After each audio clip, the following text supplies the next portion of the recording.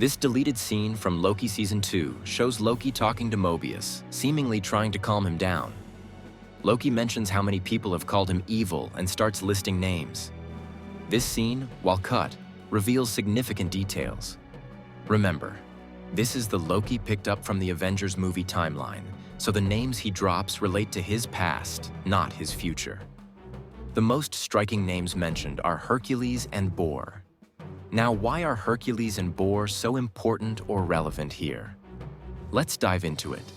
As many fans know, Loki is also known as the God of Stories. But how did he earn this title? Loki essentially crafted his origin story himself. While he is indeed Laufey's son and was raised by Odin, much of what defines his past was orchestrated by Loki. In one version of the story, the God of Stories Loki reveals that he time-traveled and turned Bor, Odin's father, into ice, leading to his death. Odin witnessed this but didn't intervene as he wanted to become king. However, this guilt haunted Odin. Loki later exploited this guilt by taking on Bor's ghostly form and haunting Odin. He tricked Odin into thinking he would only be forgiven if he adopted a child whose father Odin hadn't killed. Shortly after, Odin kills Laufey in Jotunheim and adopts Loki. This shows that Loki's story could have gone in any direction, but he ensured his origin was crafted in a way that served his long-term goals and cemented his narrative. This deeper layer of manipulation highlights why Loki is such a compelling and complex character in the Marvel Cinematic Universe.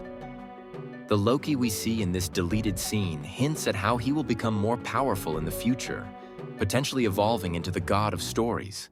However, his statement about Bor calling him a deceiver and villain implies that Bor was alive when Odin adopted Loki.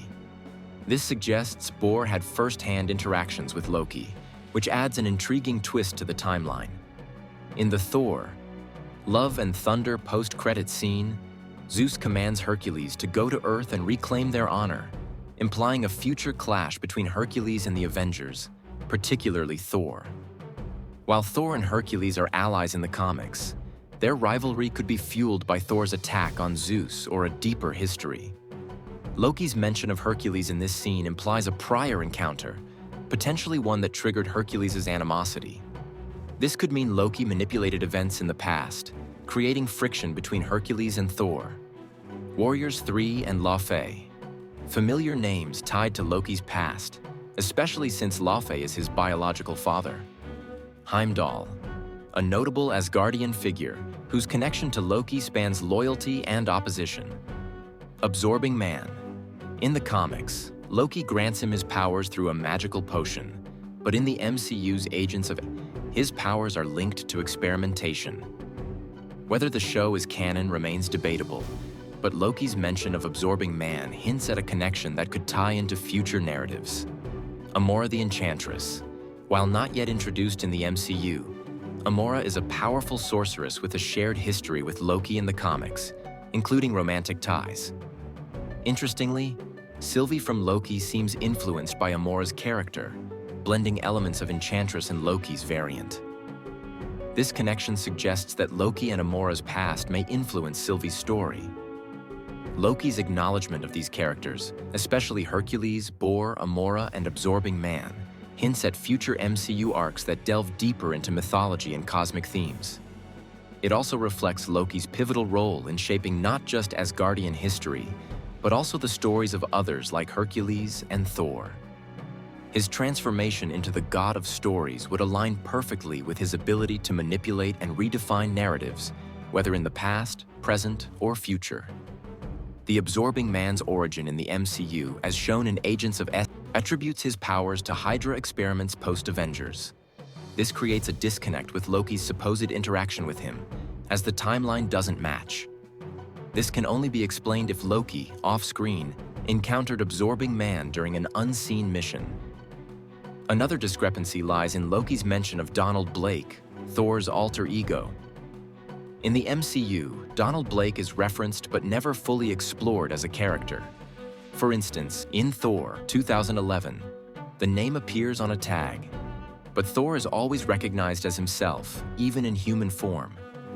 This raises questions about whether the Loki we see here belongs to the sacred timeline or an alternate one.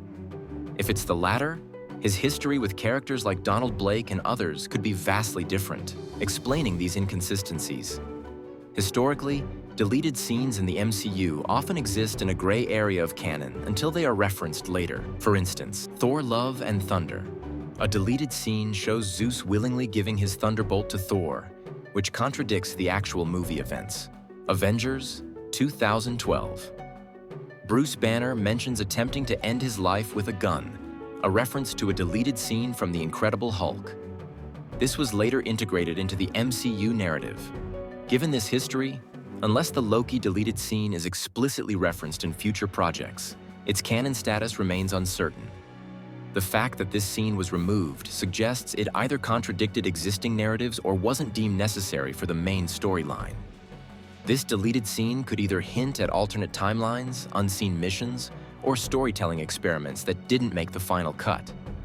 It's possible the MCU might revisit these elements in future projects, tying up loose ends.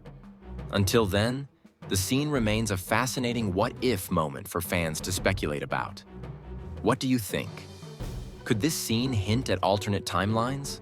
Or is it simply a discarded idea? Share your thoughts.